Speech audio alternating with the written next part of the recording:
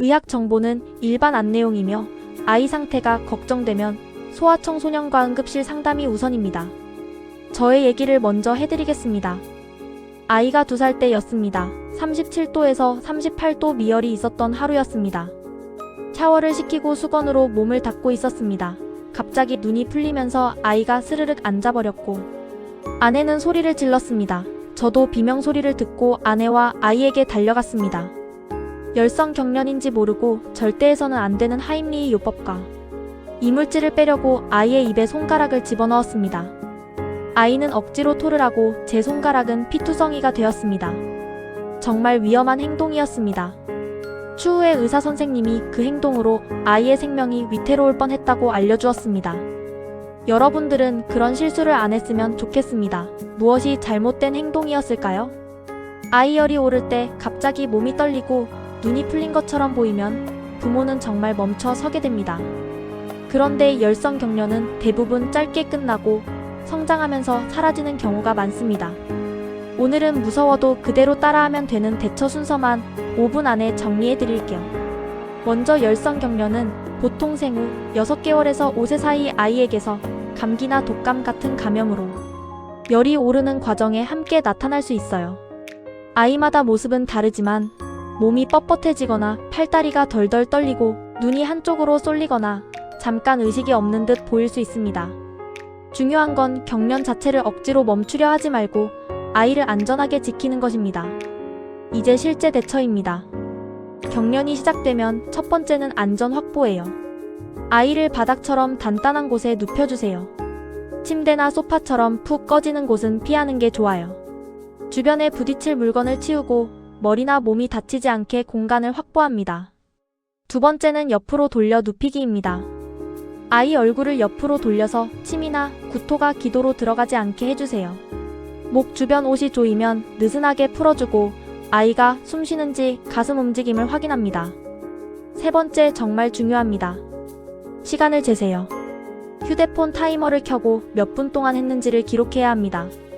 부모 입장에서는 1분도 10분처럼 느껴지지만 실제 시간은 판단과 치료에 매우 중요해요. 이제 하면 안 되는 것을 꼭 짚겠습니다. 경련이 난다고 해서 아이를 꽉 붙잡아 흔들림을 멈추게 하려고 하지 마세요.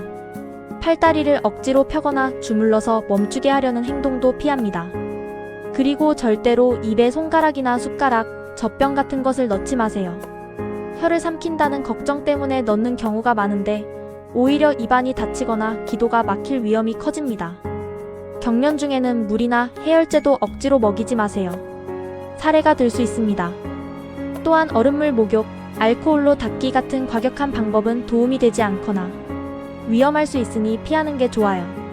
그럼 언제 119 신고냐 응급실이냐? 기준을 딱 정리할게요. 첫 경련이면 멈췄더라도 의료진 평가가 필요합니다. 경련이 5분 이상 지속되면 즉시 119를 권합니다. 숨쉬기 힘들어 보이거나 입술이 심하게 파래지거나 경련 후 회복이 유난히 늦으면 즉시 도움을 요청하세요.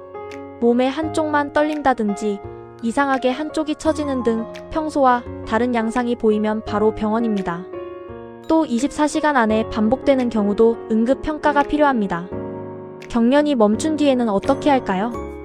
아이를 계속 옆으로 눕힌 상태로 두고 호흡과 의식이 돌아오는지 확인합니다. 경련 뒤에는 아이가 한동안 멍하고 졸릴 수 있어요. 이 자체만으로 위험하다고 단정할 수는 없지만 보호자가 보기에도 뭔가 다르다는 느낌이 들면 병원에서 확인받는 쪽이 안전합니다. 그 다음은 열 관리입니다. 경련이 끝나고 아이가 삼킬 수 있는 상태가 되면 체온을 재고 물을 조금씩 먹이며 필요하면 해열제를 사용하세요. 하지만 더 중요한 건 열을 낮추는 것만이 아니라 열의 원인이 무엇인지 확인해서 치료하는 것입니다.